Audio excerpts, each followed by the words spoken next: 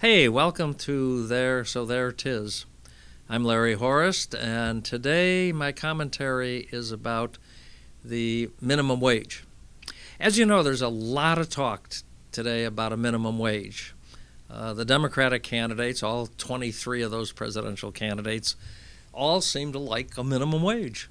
And they say people should have a living wage. They should have a minimum wage. It should take people out of poverty. It would do this, it would do that.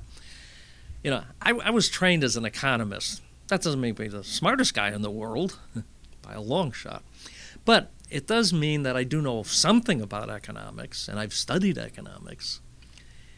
I find that the effort to have a minimum wage is probably the greatest fraud on the American public, probably sentenced to Trump's collusion with the Russians.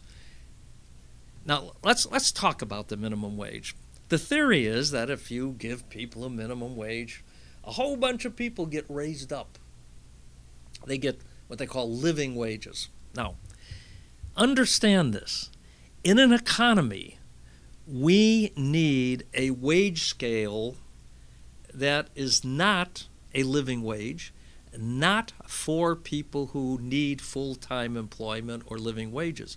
You have many people in our society who need a wage scale for part-time work, second jobs, internships, things that are a little bit below that, 40-hour week, go to work, make money, and, live. So that's always got to be there. Now, the problem with the minimum wage is that it produces almost no long-term good for anybody. Anybody. Now, that's pretty dramatic. Nobody gains? Not in the long term. Because here's how it works.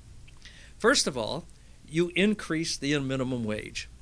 That affects a very small number of working Americans who are actually working at levels below what that minimum wage might be. They like to talk about $15. So if you're working for $12 or $10, you can say, oh, well, that would be a little bit of a boost for me.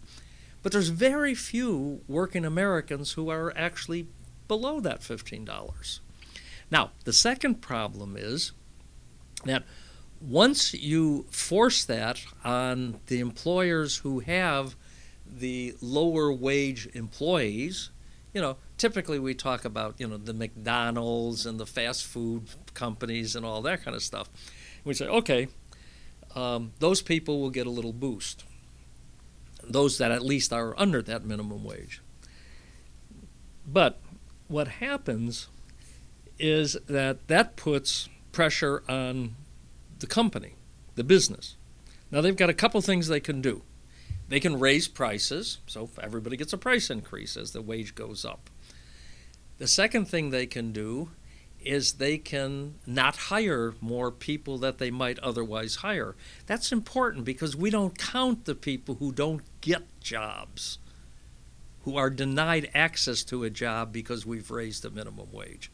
The other thing is some businesses will say we have to cut people.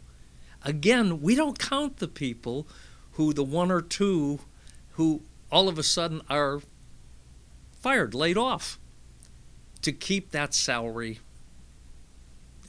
in balance, to keep the entire wage structure of the company, the business, in balance. Now, the other thing that happens is future wage increases tend to be withheld. So if employees are looking forward to, $1 an hour or something wage increase in 6 months, that doesn't happen because the business recoups the additional costs. Now, if it goes high enough, it makes robotics viable. So now they can bring in cash registers that don't take a lot of, you can operate yourself. They have kiosks in some of these stores where you do the ordering yourself. All of that stuff reduces employment. Virtually every businessman, every credible economist will tell you raising the minimum wage costs jobs. Those are the people who are damaged by it. You can talk about the few people who will, get that raise. But you know what also happens to those few people? They don't get a raise in the future like everybody else. When you don't get your 6-month, your annual raise or whatever else, it eventually evens out the minimum wage. It makes it non-effective. There is no reason for government to have a minimum wage. It is not a living wage. It does not produce employment. It produces unemployment. And even the people who get it, after 6 months or a year, inflation will wipe that out, and they're not going to have the effect of a wage increase. The best way to handle wages is very simple. The best way to handle wages is for the marketplace to determine by the offering of a job at a salary and the acceptance of a job. That's how the market works best. That's how we wind up getting people employed, more people employed, and that's how we take care of people who really are not in the livable wage category. And there are a lot of those people. So forget about it. This talk of a minimum wage is a promise of nothing. It's a sweet sounding nothing. So there it is.